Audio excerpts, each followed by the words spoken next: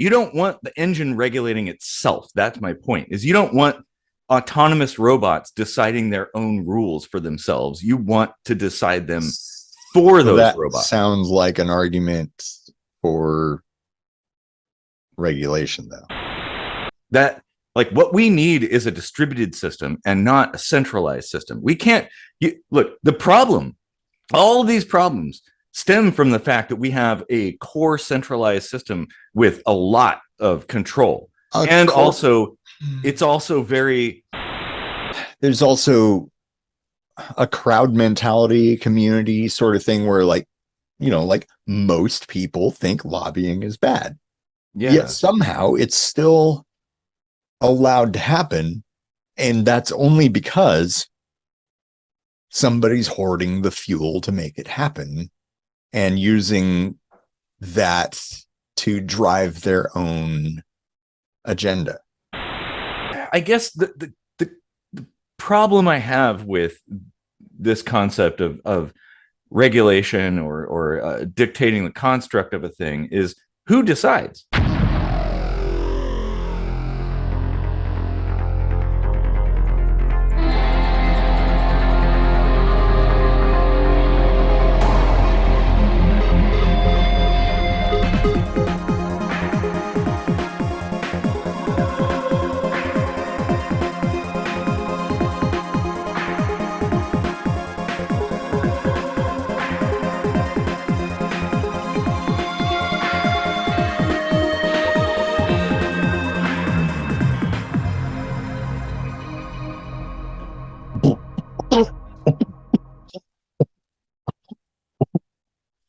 Welcome to Kitchen Sink My Cross. Oh, my rhythm is off tonight.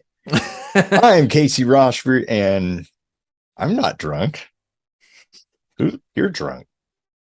I'm not drinking Black Butte 34. You're drinking Black Butte 34. You trying to gaslight the audience here? Mm-hmm. I mean, no. No, you're crazy. I'd come in with beatboxing too, because I can actually do that pretty well. But I'm eating my homemade jerky, which is super delicious. So, hey, I don't know. Maybe we'll sell it on the merch store or something like that. So I'm Eric Rosenblatt. Hey, you know, Casey and I write our own music. There could possibly maybe be an original song at the end of this video. If not, it's a song we haven't played in a really long time. I mean, we've been at this for almost 4 years now, ish. So yeah, stick around to the end of the show, and you'll hear a song, new, maybe old. We don't know. Yeah. So what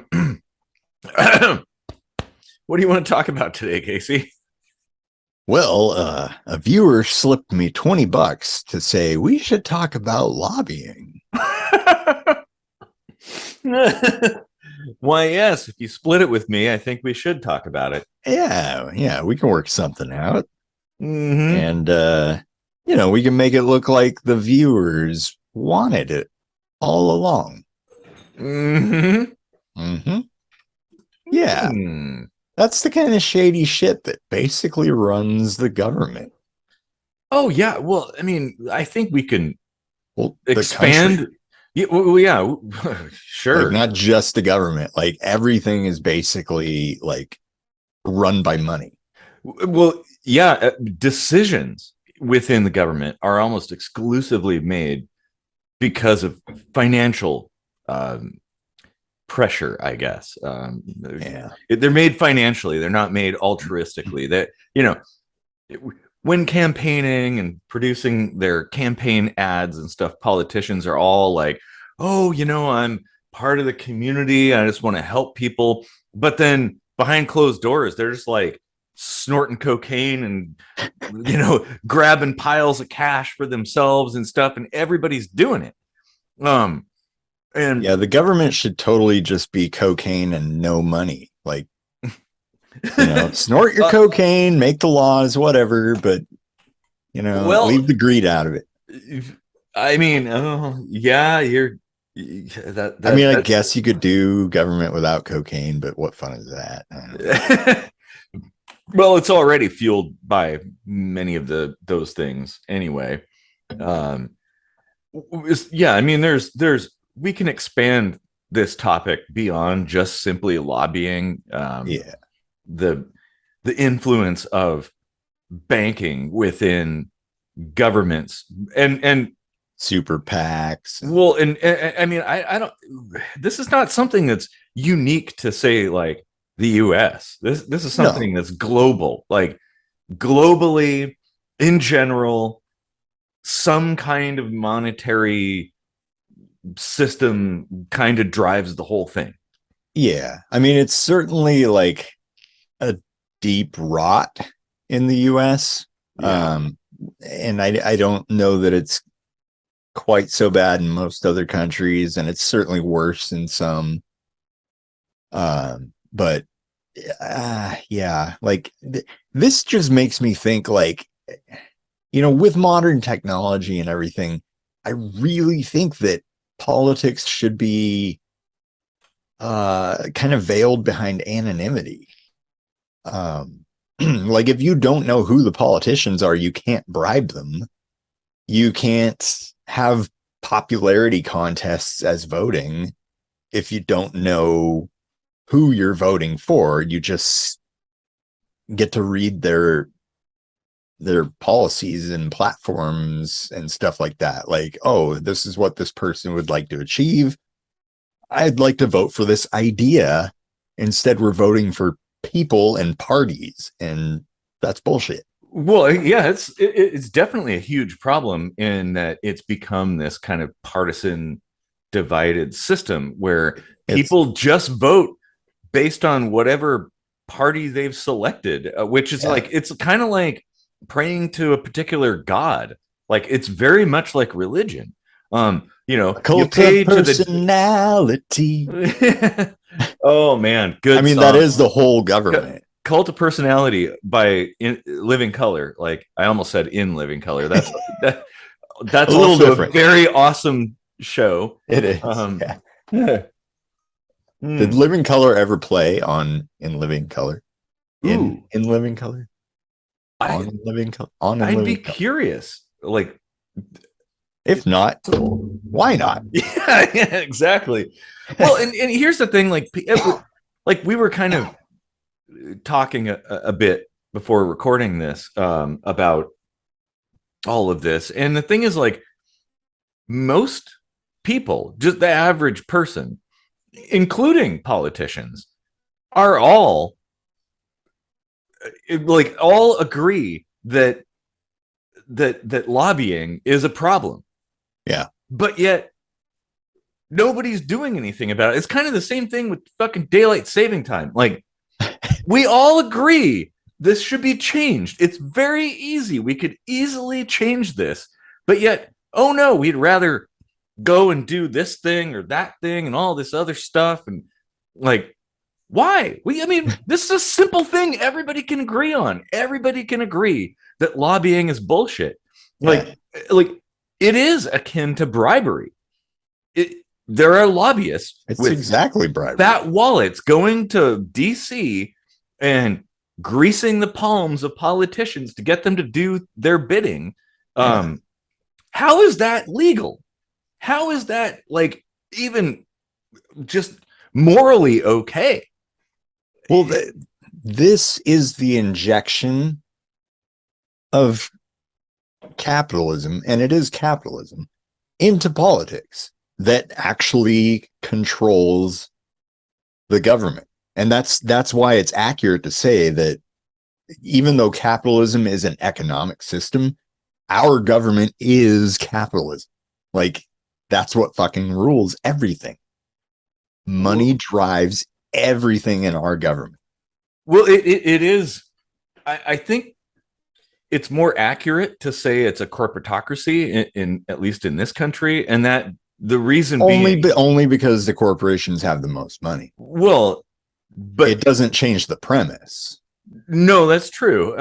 You know, they're performing essentially free like market. They're both correct. Yeah, but the corporatocratic system is really the issue here. It isn't like a shop owner versus another shop owner. It's huge mega corporations dictating, and revolving door politics is part of this too. They give somebody a cushy job when they're out of the government for doing giving them favors, essentially.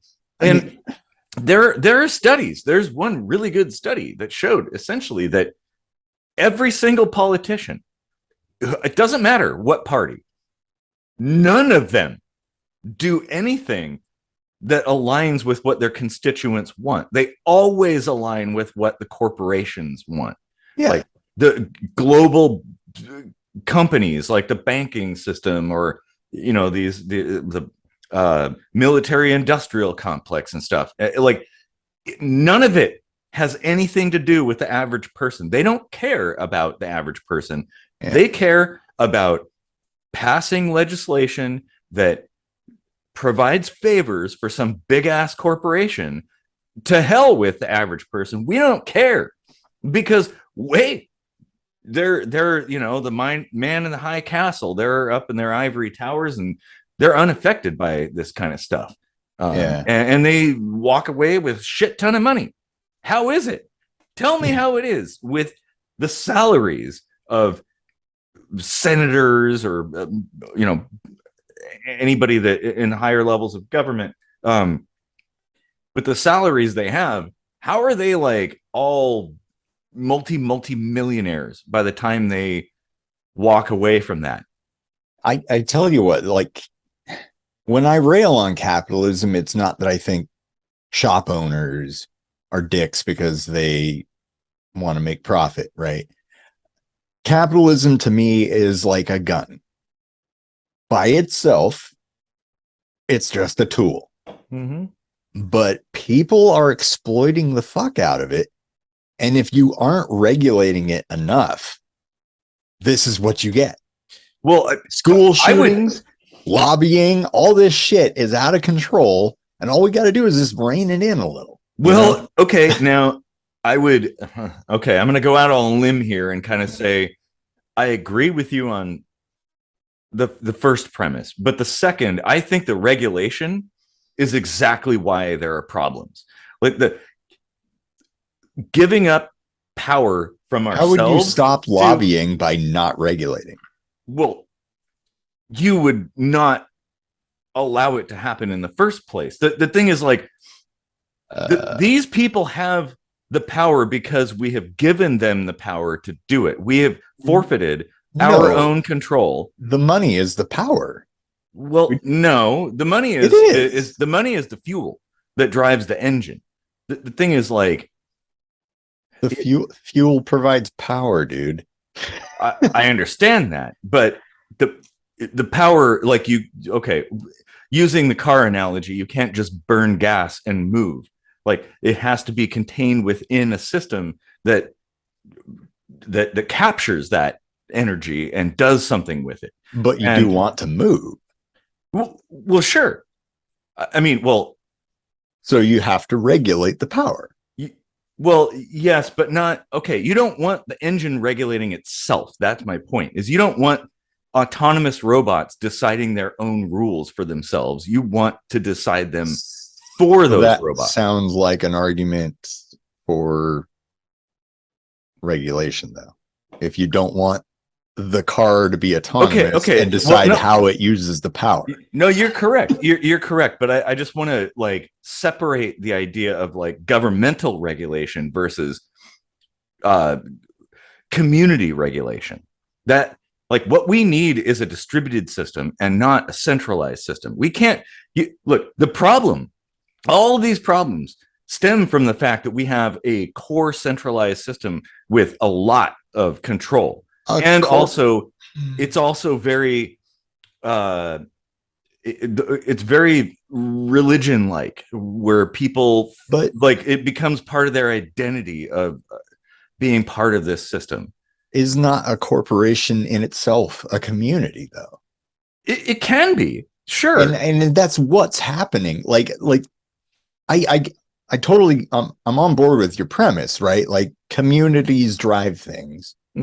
but there are like levels of communities, and it isn't necessarily bad to have certain top-down things, because there's also a crowd mentality community sort of thing where like most people think lobbying is bad, yet somehow it's still allowed to happen, and that's only because somebody's hoarding the fuel to make it happen and using that to drive their own agenda, Well, I think it's more complex than that. I don't know. Of course it is, but yeah, I mean, you could, because insider trading is illegal, but it's completely legal. Well, it's okay. Firing someone for a disability is illegal, but you can do it.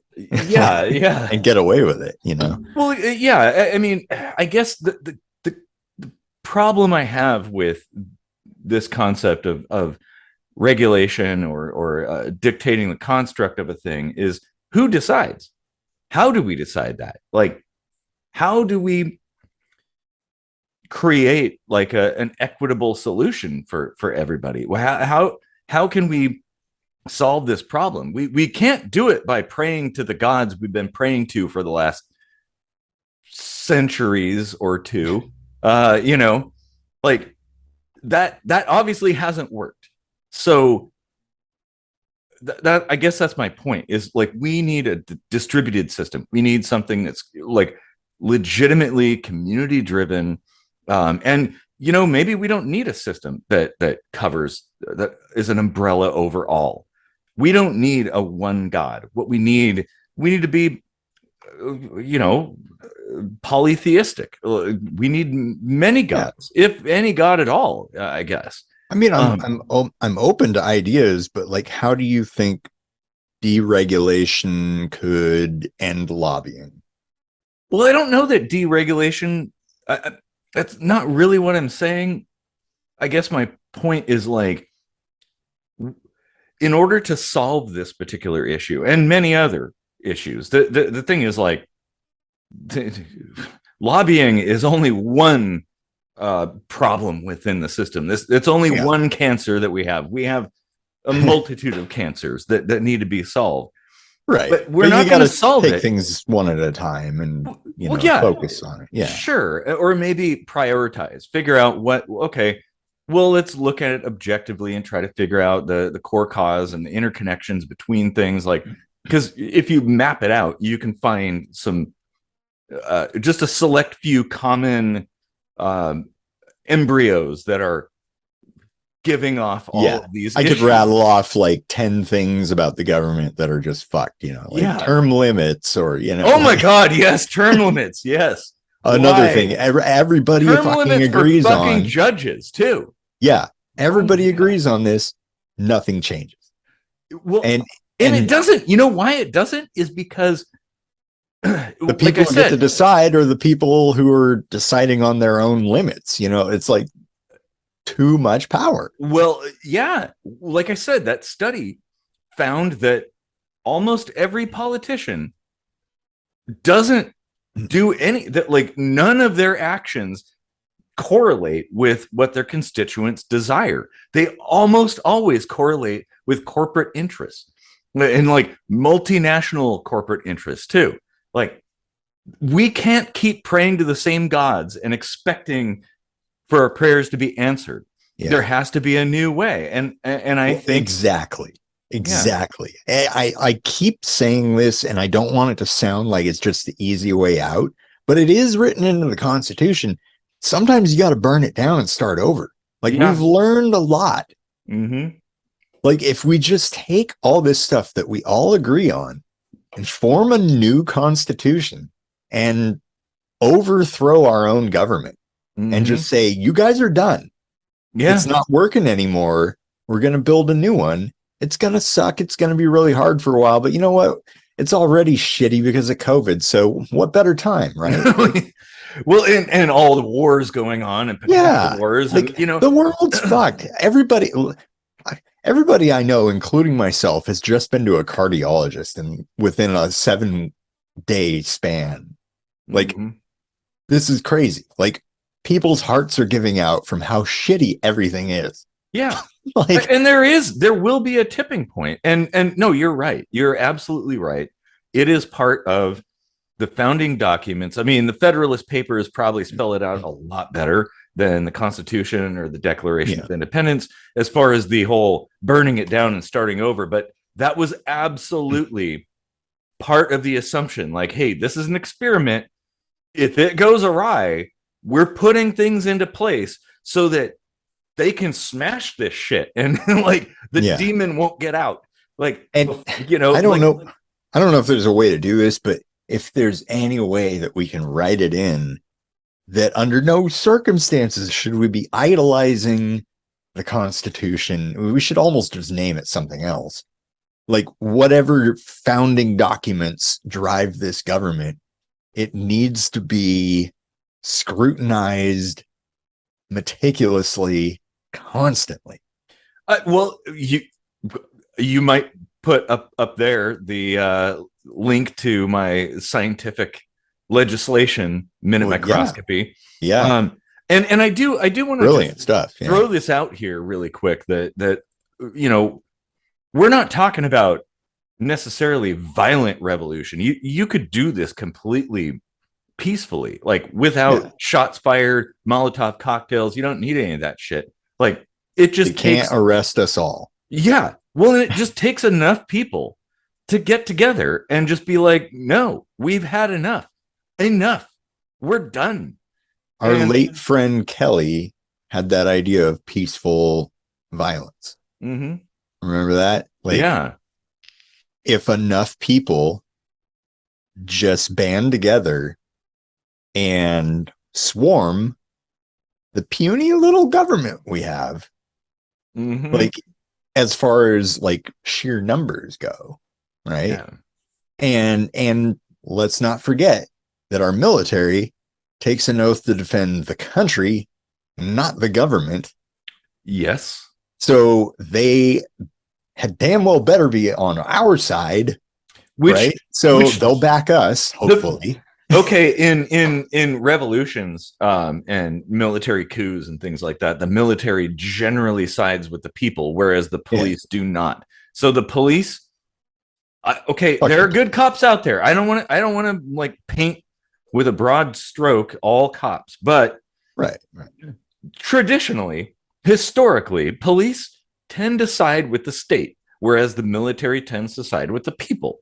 And the good cops are under the delusion that that institution is there to do good for the people, and it's really not. It should be, but it's not. You're right, and that comes down to propaganda. Like, we're all subject to propaganda all the time. Like, they're always trying to reinforce all these ideas that the benevolent benefactor of the state, like they're so good, and if we just had more something, we could do this thing.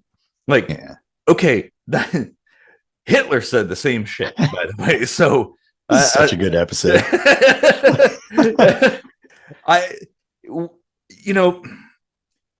I think it's time. I mean, probably in the US for sure, and maybe around the world, for people to take back that control, to take back their own ownership of themselves, like determine their own destiny and not pass the buck to some asshole that doesn't even know their name and would probably call security on them if they ever met them in the street. Like, we have to be the ones to do it. Our revolution from England spurred the French Revolution. Like, we for however we got here, we are pretty much like the leaders of the world. And I don't even say that with an ego. Like, I don't even think it's a good thing, but it is what it is. And if we do this, and I mean, there are plenty of better governments out there, but they're just not the US. Like, they aren't the star of the show. unfortunately. And if we just take the reins and do something better, even better than what other people are doing, and actually become like the greatest country, that saves the world. Like the U.S. could be like the spark that ignites the fire of freedom and liberty and awesomeness. Like Iran right now. I mean, I don't know if you've been following what's going on in Iran, but there is definitely a revolution happening there, basically built around the morality police killing a young woman, and people are burning their hijabs now. And are we going to have a bunch of Iranian music videos now? Yeah, maybe. Like it is pretty inspiring. It's important that, okay, sure, you could burn down the house, but it's important to have a plan for the new house you're going to build once the old house is gone. Yeah. And oftentimes people don't have that plan. It's just like, oh, there's a vacuum, and some idiot steps in and takes control of the situation. Is like, hey, I'm going to be your savior. Like, we don't need that. We definitely don't need that. If things change, we probably, honestly, in the US, a place this big, we're better off just splitting into our own kind of regions and doing our own experiments. I mean, that would actually be in line with the founders' vision of this being kind of an experiment. They have, it's often said like, oh, well, the founding fathers could have never foreseen like machine guns and nukes and heat-seeking missiles and stuff. And it's like, well, no, they couldn't, but they couldn't have foreseen how big this country would become. Like, they didn't know what was over to the west, and didn't realize like, oh, well, the US would also include Hawaii, Puerto Rico, Alaska, like all these other territories across the planet. Like, maybe it's time we break things up and do our own experiments and try to get along. Like, hey, nobody knows what the right answer is. I don't know what the right answer is. I know what's right for me, but I don't know what's right for you. So how can I sit up here on my high horse and proclaim to know what's right for everyone? That is foolishness. Anybody who says that, anybody who says, I have the one solution, is a snake oil salesman. They're a scammer, and you should not trust them. It's funny. While you were saying that, it reminded me a couple of years ago, I started drafting an outline for like a new system. Mm-hmm. And I just pulled it up to kind of like refresh myself on some of the things I had outlined. Very first thing, number one, deconstruction, because that's first step, right? Yeah. So 1A, transitioning as smoothly as possible into a new way will require a period of blending methods over time. A country of any size or population is recognized to be unable to shift its method of governance all at once. This methodology of finding ways to blend one style of government into another shall not only be built into the operational philosophy of this document. A country should always be changing, evolving, and adapting to the changing times. But it should be recognized that at any point in the future, should this system fail in its core intent, there is in its first paragraph a clause that provides a possible system of beginning anew. No undue reverence or permanent nature should be ascribed to this document. It should be seen as a living document, not in the sense of a living being, but living as capable of evolving and recognizing the necessity that it does evolve in order to survive. Okay, that's pretty brilliant. Like that's a great way to look at it. And we're in a constant state of evolution. Like, I mean, we look at things today and say, oh, well, it just didn't work out. But it actually did work out. If you look at how things were when the US was formed and how successful this country has been, for all its faults, there are definitely problems, but it's been okay. But it's also become kind of almost like a religion where it's the you can't change one word of the Bible. Otherwise, this is heresy. Tradition is like the evil in our country. Mm-hmm. Like, to inject some biology, evolution is the way of nature. If you're not changing, you are decaying. Mm-hmm. You will die. Entropy wins every time if you're not changing. Yeah, yes, it does. Well, even if you are changing, it wins every time. Mm-hmm. So, but only because you just aren't capable of changing enough. Or in the right ways, and that makes sense. Like, theoretically, you could dodge entropy for eternity if you did everything right, but we can't. That's a tall order. That you would have to basically be a god, because I mean there are like organisms that are more or less immortal. Mm-hmm.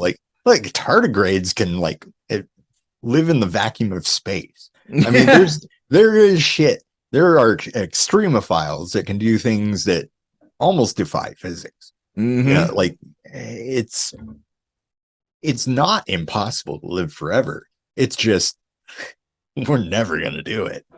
Well, it's kind of like you have to be crafted or put together in the right way at the right time. And I mean, I don't think that we can. If there is a God, it's the dude who figured out how. Yeah.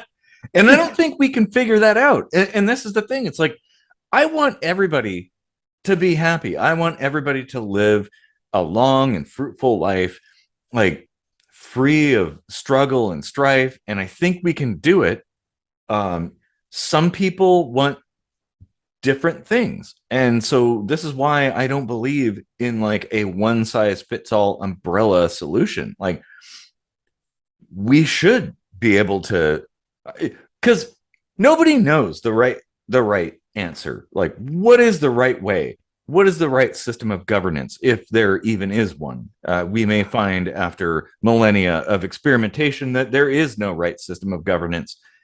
Well, so I was thinking about this the other day, and I think the problem with the Constitution, the whole idea behind liberty being an individual thing rather than a community thing, like writing stuff as a community, because that's what we are. That's what we are. That's what we're going to be. That's what a country is by definition. Well, it's what a planet is too. Like, this is the thing. And you don't have to say, oh, because we write this as a community, it means there will be no individual rights. You can write that in, but you have to have a broader mindset.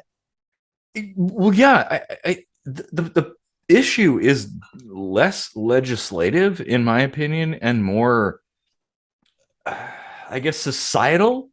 That like culturally, like in the US, for instance, we are hyper individualistic. Well, in some places, but you can't be a lone wolf.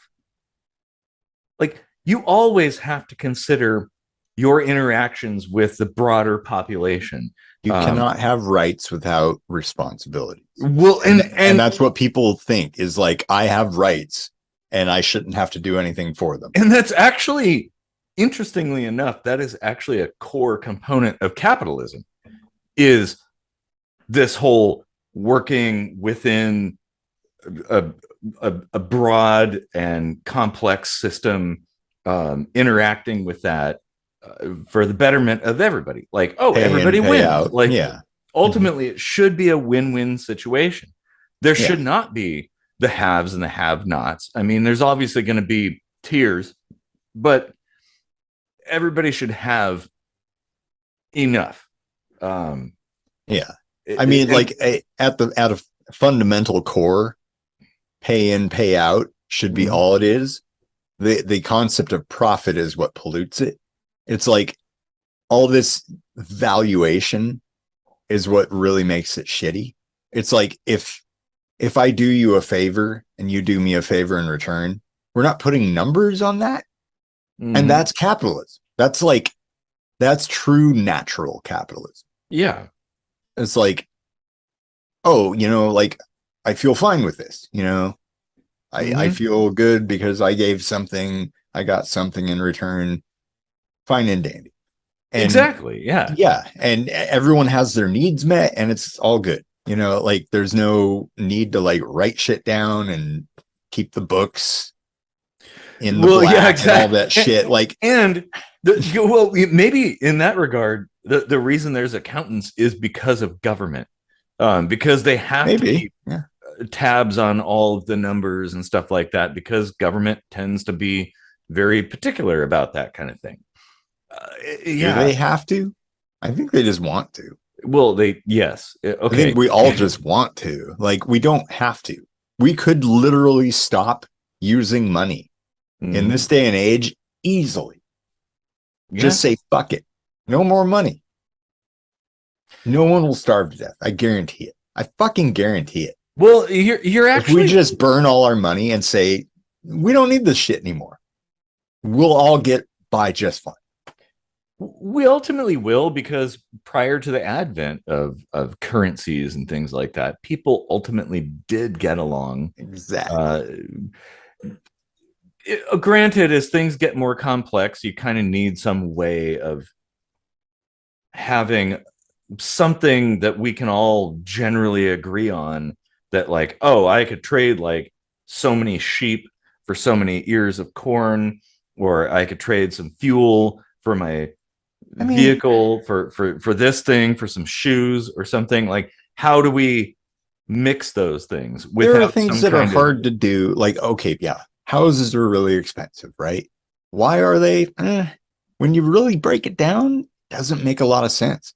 Like, look at Jimmy fucking Carter. There are people that just like to build and provide things for people. Oh my God. I love Jimmy Carter. There's no reason housing has to be in the millions of dollars and like homeless people everywhere. Like, this is bullshit. It is. And it's very aggravating. And a lot of the causes of that, high house prices and homelessness and stuff, it's zoning and permitting and all the red tape. Like, I could build a house. I don't need to, like, I could just simply go to Home Depot and get some materials, and I could build a house that I'm living in without any kind of permissions. But the fact that I'm not asking permission, well, I might go to prison for that. Yeah. Even if I would love to just build a tiny house in my dad's backyard so I could like be close to him, but not have to actually like live with him. Yeah. But as soon as you're living there, now the government comes in and they're like, oh, well, there's somebody living in that space. Oh, well, this is an outbuilding dwelling, and you got to pay extra for that. On this, I'm totally in alignment with you. Like, this, it's bullshit. Like, housing. Why is that a thing? Codes and permits and all that shit. Like, what wasn't that episode 1 of this season? Permits, or was it last season? Well, it's hard to tell remember this time. Well, I think okay. Now, I don't want people to get me wrong. Like, I think that building codes and stuff makes sense. It's engineering. We've made mistakes in the past and learned from them, and we document them in a big ass book. Like, hey, if you're building a house, maybe look at this book, read it, and but nowhere should that be like you're 2 centimeters too close to the street. Yes, there's literally no point. Millimeters, by the way. Literally no point in any of that shit. Yeah, I mean, oh my God, it's the whataboutisms. Like, well, what if somebody builds a house and it falls apart on somebody and injures them? And it's like, well, that happens right now. That happens all the time, even with all this legislation and building codes and mumbo jumbo and red tape. Like, if you get a permit and somebody gets hurt on your property, technically, as I see it, the government should be paying because you paid for the permit. Yeah.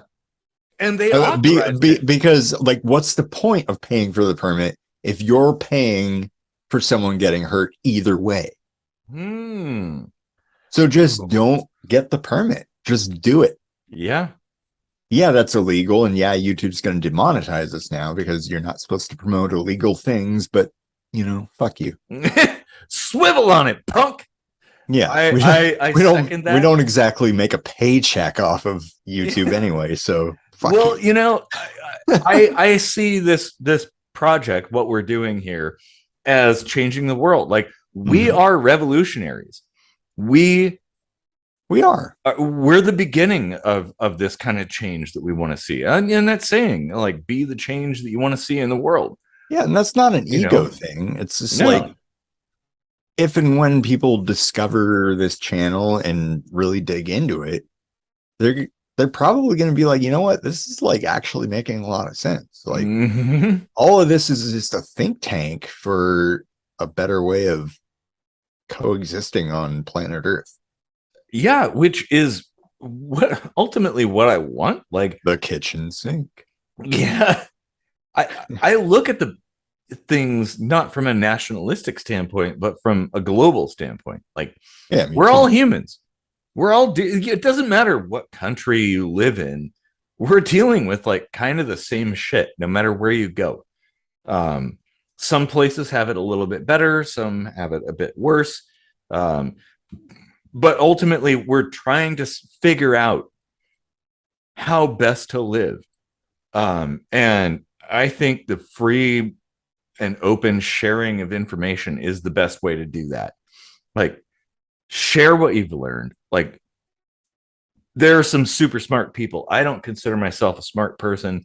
I know a few things, but like I always say, well, I mean, we're not geniuses or anything, but I mean, we're not fucking slouches either. I mean, well, that's true.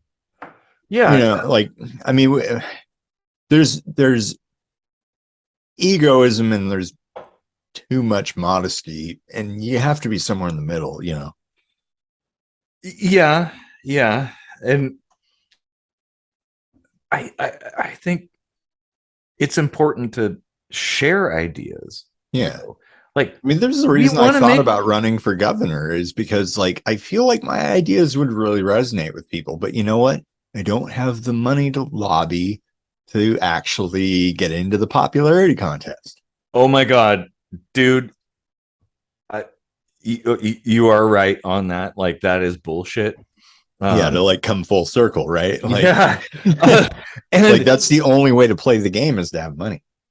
Which is nonsense, because, well, if you have money, you're not altruistic.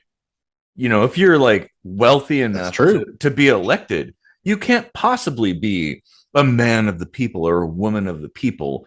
Right.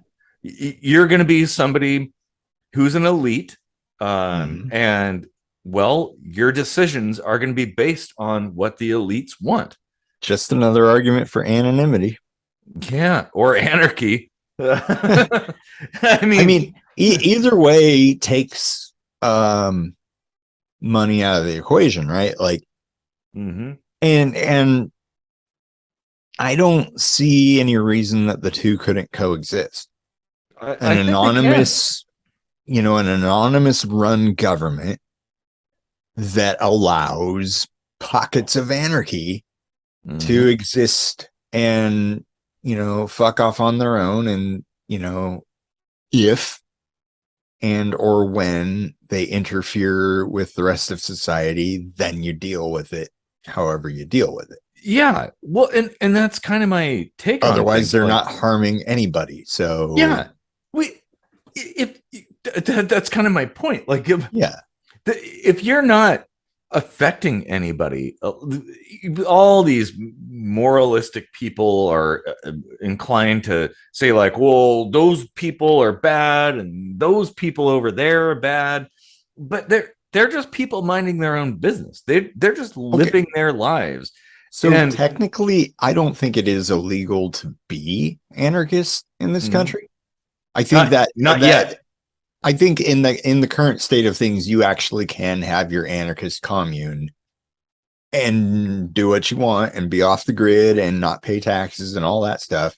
Mm-hmm. As far as I know, and that's a good thing. Yeah, well, because we need to be able to test these ideas without interference. Mm-hmm. No, that's a good idea. Let's start our own anarcho / anonymous government experiment. Is there such a thing as anarcho-socialism? I mean, I think we're developing it, really. Yeah, I think like our two mindsets, like, really are kind of crafting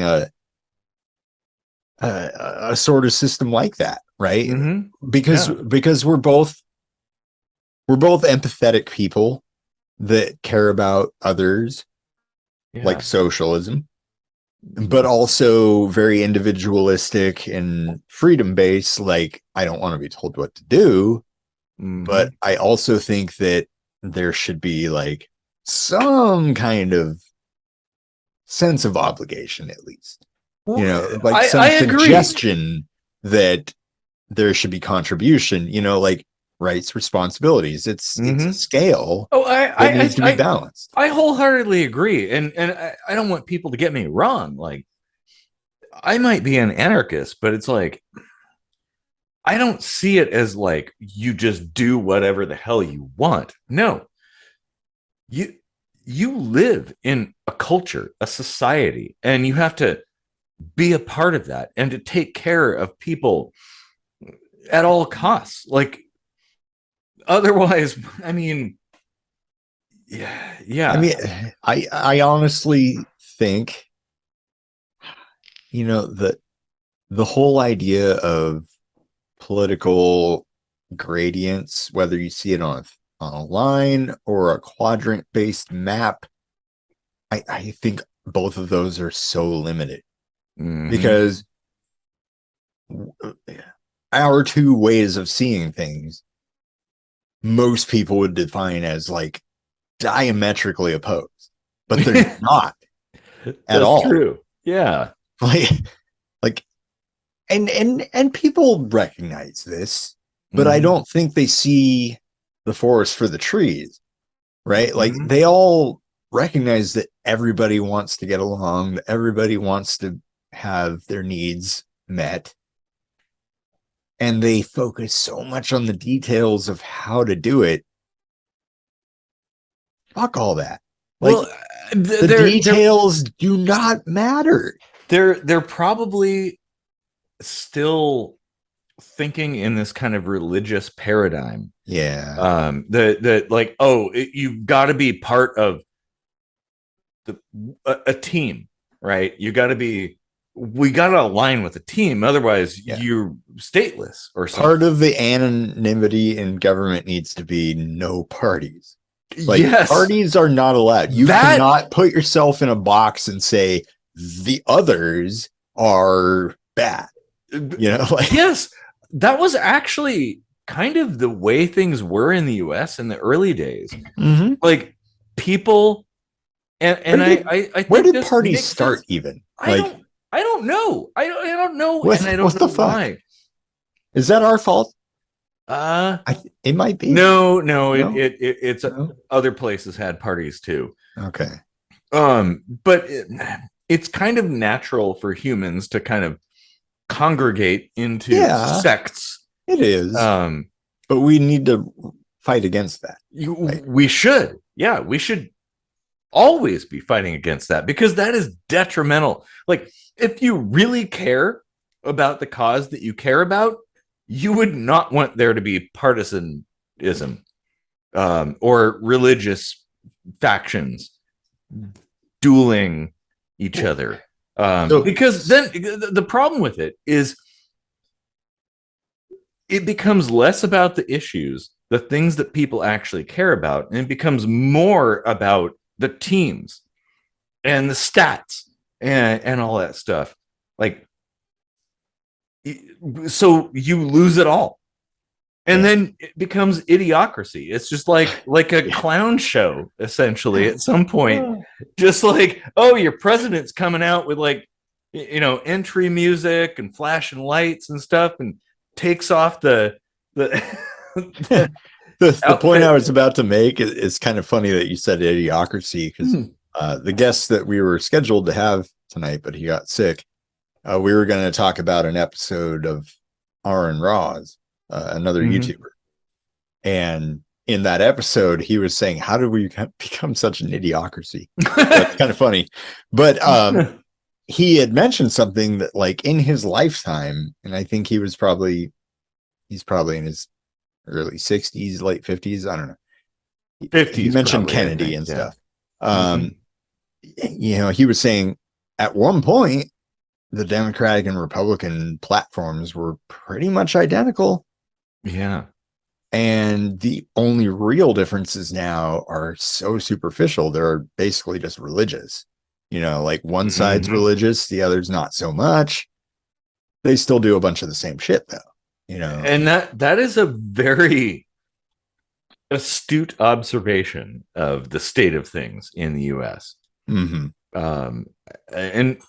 yeah, the entire system has devolved into propaganda and showmanship, and just like it's like, I look at it and I think this is like a circus, man. Like it's like we're living in a circus.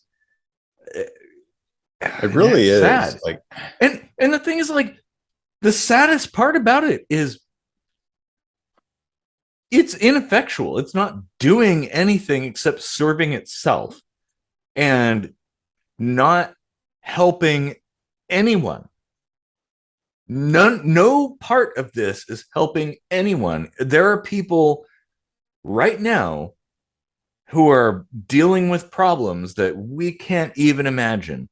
And this system cares nothing about that. It only cares about making more money and getting higher up on the hierarchy. I mean, now that I think about it, I actually can't think of anything, even the space program, that has actually been for the betterment of humanity as far as like what the government has achieved. It achieves things, sure, but they're not necessarily like bettering anything. Yeah, it's not making the planet a better place to live. It's just making profit for the people, the powers that be, essentially. Yeah. Like, they're and okay, I want to rewind a little bit to your comment about profit. Like, profit for profit's sake is a problem, but profit for a function isn't. Like, if you're storing up grain, right, for some kind of future something, like, that makes sense. Resource profit. Yeah. Like, companies making profit is okay, because, well, building a new factory is expensive, and how are you going to do it if you're just like a non-profit organization? Yeah, I mean, be difficult. If it's a 1-to-1 resource expenditure, I'm totally okay with that.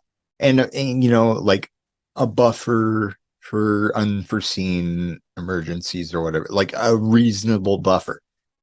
That's it. Like anything above like what you could reasonably foresee spending in your lifetime, either as an individual or a business, in a certain, bubble of the future, right?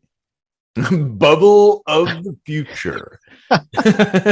Maybe I've had a little bit of beer. A reasonable amount of time ahead, like say 5 years ahead kind of emergencies or something, right? I know what you're saying. Anything above that is just wasted in the economy. It's sitting there doing nothing.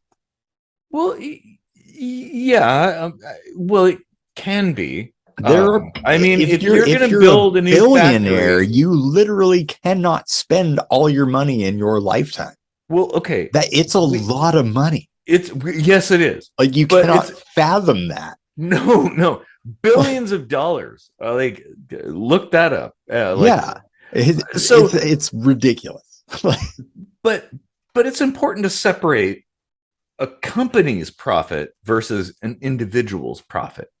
Like, I have a huge problem with CEOs making sick amounts of money. Yeah. Like, okay, sure, 6 figures, that's a CEO wage. Sure. But I mean, millions or billions of dollars, it's kind of there's stupid. A stress in overseeing things. Yeah. But it's also not like the hardest work ever, or certainly not dangerous. No, but like things that should be monetarily compensated for better are not because of these CEOs like taking too much. And there's only one CEO, so ultimately it's not really that significant, but it shouldn't be a ridiculous amount of money.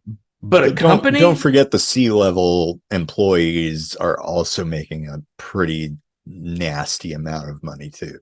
Well, yeah, I've accidentally seen payroll of vice presidents and shit that like basically just sit in meetings all day and achieve nothing. And I'm like, wow. That is kind of ridiculous. Yeah. But it's important to separate that from the company as it stands. For instance, my company, when COVID hit, they paid, they had enough. And so I work for a nonprofit, so they don't really have profit, but they had enough back resources to pay everybody for 2 weeks. Like, oh, well, everything's closed, I guess. So we're going to pay everybody for 2 weeks. Everything needs to be nonprofit then, because that's pretty much how you should operate. But how do you build a new factory when a new factory costs potentially millions or billions of dollars? You have to be able to put aside some of the excess to be able to do that. You can't if the entire do it on credit. If the entire system were built like that, it wouldn't cost that much. Well, because that is a factor too. Like, valuation is also driven by like the need to pay these people these exorbitant amounts. If you aren't paying them the exorbitant amounts, you don't have to charge a bunch of money. Well, the market would actually regulate that.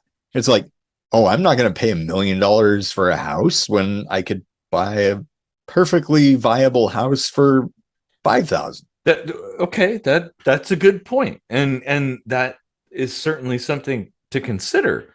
Yeah, but I get it why companies have excess. It's kind of like storing grain. Like, you don't know how long the famine is going to go. But it's the future bubble I was talking about. Like, it needs to be a reasonable sum. I'm not against having an emergency fund. It's something I've always wanted to have. Well, this is not, I'm not talking. Well, yeah, so do I. Yeah. I'm not talking an emergency fund. I'm talking a project fund. So if your ultimate goal is to, let's say you build, I don't know, fighter jets. Budget for both, but profit is the only way to be able to store that up for the future. Like, you have to be able to set aside the excess for the future. If you can't do that, if the system doesn't allow that for whatever reason, well, you can't set it aside. And right. Well, okay. So say you need a growing budget and an emergency budget, and you have a modest sum for both. That's fine. That's not going to be a detriment to the economy. But when you have like this, there are laws written in that corporations have to show profit each year, have to grow, have to provide the shareholders with more and more money each year, year over year over year. You are correct in that, and that is bullshit. Because That's the problem. And that's kind of like saying, your plant should always grow even if the sun isn't shining. right. Which Like doesn't make that's the any point sense. I'm making about profit. Is like, if everybody's making profit, you can't have an economy without just printing money out of thin air. Mm-hmm. Like, you have to provide more and more money out of thin air to provide for everyone to produce profit. Well, and some of the things you're It's talking simple about, fucking physics. Like, yeah, some of the things you're talking about have yielded people who have run companies or whatever, um, lying in the books mm-hmm. to show that, They pretty much all faking do, I people bet. out. It's like a fucking scam. Yeah. Just because, well, you gotta keep making more money, which doesn't even make any sense. If anybody studied economics or markets, like the one rule that is that markets fluctuate. They go up, they go down. Like, you can't guarantee that everything is going to be upwardly trending all the time. Like, anybody who thinks that is a fucking idiot. When people hear about companies restructuring, that's a euphemism for bankruptcy, Mm-hmm. and they make it sound like they're still churning profit. Yeah. And actually, they kind of end up still churning profit because they're fucking us over. Well, yeah. Like, Well, and the that's employee the whole point of this episode. Like, these are the exactly. things that are poisonous to our economy. Yeah, like, and maybe I would argue that one of the things that makes the economy um, detrimental or beneficial to individuals is the central control. The fact that you can lobby, that you can manipulate the system from within, that it is not an independent system that is beyond the control of the powers that be. That would actually be a good way. Like, if the entire thing was cryptocurrency, which nobody can touch, um, at least right now, no one can Well, mess with that. how do you have accountability for cryptocurrency if it's untraceable, though? Well, you have Because, like, accountability on a blockchain basis. Like, the accountability is less of a problem than the. I mean, I agree with you. Like, having a central system that can be bribed is a weak point. Mm-hmm. It doesn't necessarily mean ergo centralization is automatically blanket bad, right? No, I agree. Like, okay, yeah, I believe It in just a needs scientific method. tweaking. Like, that's a thing that needs to be fixed or accounted for, right? Like, Sure, but this we're getting into like the barber problem. Like, you cut hair this way, it's a little too short. Now you cut this, and oh, that's a little too short. You cut that, and then pretty soon you're bald. well, that's assuming you have to be symmetrical. Well, yeah, Yeah. true. You could start a new It's trend, true. you know? Yeah, Like but if my you want nose to, is like, fucking crooked, and I'm still the best looking guy on the show, so well, you are okay. I said it. kidding uh, a little bit. I mean, I think this could go on for a long time, but I think we agree on the fundamental issues. Like, I This don't was know. easily one of the best episodes ever. Yeah, I think so. Wow. I Thank you to our guests that couldn't make it tonight for contributing this idea, Randy, our Yeah, repeat guest. this turned out to be really good. Very fucking good. Yeah. Yeah. Oh, And I don't know the right answer. I don't know what we should do. But we got to do something. Damn sure I can tell you what we're doing right now is not what we should do. Because everybody could agree with that. Yeah. Like literally everyone in this country is not fully satisfied. Yeah. So why are we complacent? Well, propaganda. If you go to a restaurant and you order a burger and they bring you a bowl of rats, are you going to be like, well, I guess I'm eating rats? That's a good point. That's a very good point. Oh, man. Yeah, this is a very good episode. Oh, my God. Yeah. So I guess I don't know how far into it we are, but like an hour. Oh wow. Yeah.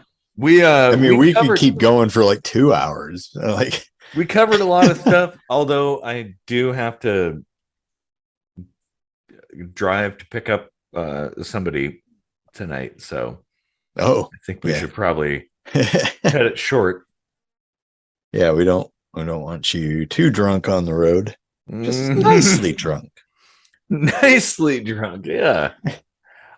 So now I do not have to drive, so maybe I'll just sit here and talk to myself. And drink. Yeah. And ramble at the little webcam here in front of me. Ramble on. Ramble on. So I know there's a lot of people who talk about Pelosi and her husband and all the insider trading that takes place, which, oh my God, we're already demonetized, so I'm going to throw this out there. Like, look into it. It's crazy. Somebody married Nancy Pelosi. Well, there's that one picture of her with like big ass tits. I guess I could see that. Okay. Oh, but money. She's in a position to affect change, and I'm a small breast guy myself. Honestly, like I mean, I feel like that's the way to longevity. Like gravity takes over in time, but like if you have small breasts, gravity does not have as much influence. And so, it's nicer longer. Yeah. Interesting. Not to be too much of a guy, but I mean that I've just always appreciated a small breast. I do too. I mean, I guess I'm kind of A plus B kind of person. Yeah, I mean, I've never turned down a large breast or anything. I'm just saying, like, my preference is smaller. Yeah. I've never been like, I can't date you. You're a D cup. F cup. I was married to a G cup. Like, I mean, yeah.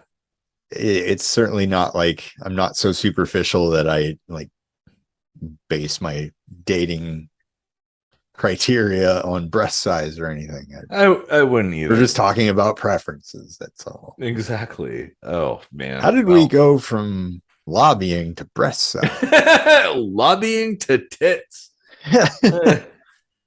Well, that's Nancy kitchen Pelosi sink microscopy for you.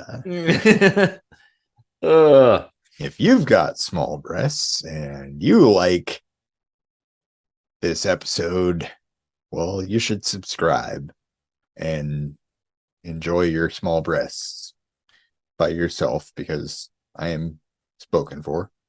Well, I am not. So, hey, DM me. It's good that one of us is poly, because you can always grift the viewers for sex with Sean Connery. Oh yes. With Eric Rosenblatt. Yes, sex with Eric Rosenblatt is sexy sex. You do that very well. Oh man. Rest in peace, Sean Connery. Oh man, bro. That There can be only one. yeah. All right, that's enough. Oh, if I could, I'd throw in that picture of Sean Connery with that like plastic onesie. Oh, I thought you were gonna go with like him from Highlander, and then I was gonna be like, here we are, born to be king. Fucking awesome song, by the way. Queen. Fuck yeah. Oh, they were just like, we need Queen for the whole soundtrack. Yeah. And Queen was like, okay. We'll just make it into an album called fucking It's a Kind of Magic. You know? And it was a badass soundtrack. Mm-hmm. Yeah, that was like one of their best albums. Like News of the World, A Kind of Magic, like top 2. Easily. Yeah. Well, and the Live Aid performance was stellar. Oh my god. I'm gonna have to watch that now. Oh man. Okay, so when I was at the Taylor Hawkins tribute in LA, like front and center, like watching this show, and there was the singer from The Darkness, like doing a really good Freddie Mercury, and like Taylor Hawkins did a really good Freddie Mercury too. Like, rest in peace, man. That guy was awesome. Oh yeah. But like, it was so cool seeing like this all-star tribute 6-hour concert. Whoa. Dude, like Wolfgang Van Halen comes out and does like his dad's music, which he never does. Whoa. And I was like, I thought he could only play bass, and he's up there fucking shredding like Eddie. Oh, this fat fucking kid is just like shredding like Eddie, and I'm like, what? Why isn't he playing this stuff? You know, like he respects his dad so much that he's like, I'm not gonna even try to carry that torch. But when it came to paying tribute to this awesome musician for a fucking 6-hour concert, he comes out like all guns blazing and like blows everyone away. Wow. And dude, there was like people from Queen, like Brian May and Roger Taylor were there. Ooh. And they did the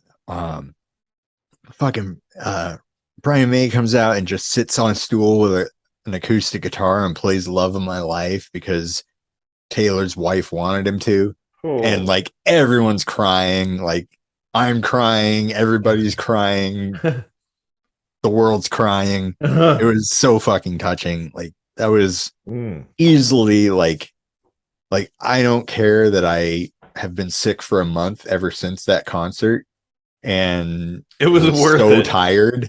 Like it was worth it. Like if I don't know, am sick for the rest of my life, it was still worth it. Like such a cool concert. Now I'm gonna have to listen to the Scorpions' Wind of Change. They were like the only band that wasn't there. Like wow.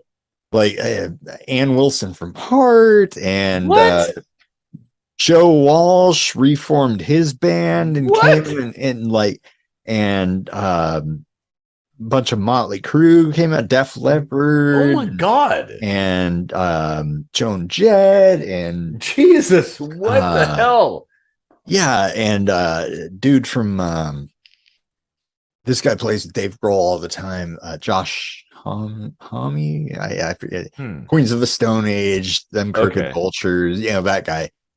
He was there a bunch, and like I can't even remember all that. John Paul Jones was there from Led Zeppelin, and like wow, fucking A, man, like all star. Like that's it was the Live insane. Aid of this generation. Yeah. That's the only way I can describe it. The thing is like, Pink, yeah, oh like wow. Pink was there.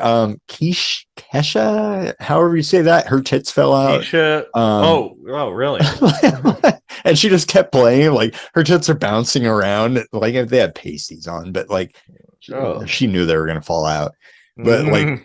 her tits fell out, and she just kept singing. And she was like, "Pardon my tits," like it was Uh, like just the most like laid back fucking jam session of all the world's greatest musicians. It was this amazing. is the thing, like music is the thing that binds everybody together. And some of that's on our kitchen sink microscopy Facebook page. Mhm. Because I was like, I have to share this shit. This is great. Oh, So fucking awesome. yeah, music does bring everybody together. Yeah. Like, And they had the wherewithal to bring out Motley Crue without Vince Neil, but with like an actual good singer. So like, oh, and I think Miley Cyrus was there too. I think she did a oh, Motley Crue song. what? Yeah, I think Oh, she. What did she do? I think I have video of it. I should just post all those fucking videos. Like yeah, I think you should. every single one was gold. Like Nice. it was. Oh my god, fucking A. Oh, well, we're about like an hour and 15 minutes in now, so I think it's probably I just time spent to 15 minutes talking about the it's Taylor Hawkins tribute concert. it, We're music nerds, though. I mean, like yeah, exactly. this is gonna happen sometime. Well, we just spent like what, like half an hour before recording this episode talking about like a song that we didn't know the name of. Yeah, we recorded this song and forgot it entirely, and we were like, "Is that you singing or me?" And like, did I lay down that drum track or you? No, that was we'll yeah. we'll recreate it. I promise. We'll That's how recreate it. many songs we have, people. Yeah. Thousands. Thousands of songs. Your favorite artist cannot hold a torch to how many songs we've written. They may not all be We great. yeah, we have thrown away more CDs of our music than most artists have created of CDs. Yeah. So Looking at you, Guns N' Roses. oh man. Four albums if you're not counting an entire covers album. Mhm. Yeah, they're considered to be, well, okay. They are pretty good. We'll leave it at that. They are pretty fucking good. True. Okay. I'll give you that. Yeah. I've seen them 3 times. It's always the same set, but it's like 3 hours long and fucking awesome. So I mean, like, Yeah. there's a lot of different ways to be awesome musically, Mm-hmm. and we need to do more music episodes, really, We should. because like it's a passion of both of ours, Yeah. and I think it speaks to a lot of people, you know. Maybe we should do like a collab episode. Maybe reconstructing this long lost song from Yeah, long that's a good ago. idea. That's a good idea. We should That's do that. actually a really cool idea. Yeah. Like, it's a very cool song. So we just have to figure out the lyrics. Good luck. Yeah. Well, 20 years on, I'm sure we can do much better. We definitely can. Yeah. Yeah. Oh man. Oh, this is good. Well, let us know if you want to see an episode like that. thinking outside the box a little bit for season 5, maybe. Yeah. And might take us a minute to put it yeah, together, but we will. Like, if we say we're going to do it, we'll do it. It'll yeah. happen. So head over to patreon.com/KSMVidcast and contribute to capitalism for the sake of the kitchen sink. because our philosophies will unite the world. They will. Oh my god. You're gonna make me cry now. I mean, that's the goal. I mean, we have, albeit lofty, goals for this show. They are altruistic, they are benevolent, they're good goals for the betterment of all mankind. And sometimes they're unorthodox. Sometimes on the surface they might seem antithetical, or I don't know, like we're polarizing. You know, well, yeah, we are. There are people on both sides of the political fence, if you will. If you can even say there's a fence. There's no fence. The fence. Yeah. This is not a pipe. Yeah. It's funny because like Democrats and Republicans hate us and love us. Like, yeah. Exactly. You know, like it just goes to show, like, take the fucking fence down. Like, yeah, we all want the same shit. Yeah, burn the fence down and fuck each other. just saying. Just saying. Form an orderly queue. No.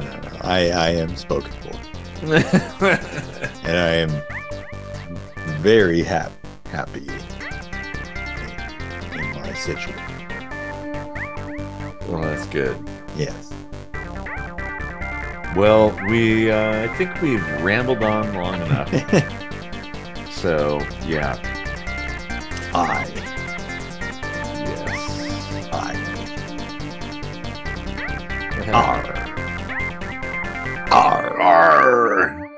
Sean Connery says arr.